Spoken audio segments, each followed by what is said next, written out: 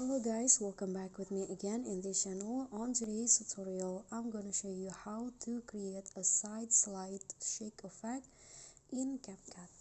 So first, just import the clips that you want to edit and then click on the transition box in between the clip.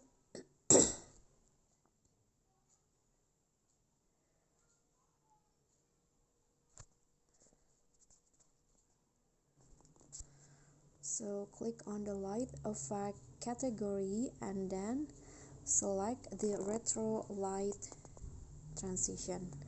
Click on the check icon, then click on the second clip, go to animation and select the side slide animation. Click on the check icon and you are done. So that will be all. I hope this tutorial will be helpful. Don't forget to like, comment, subscribe and also click on the thanks button below. Thank you.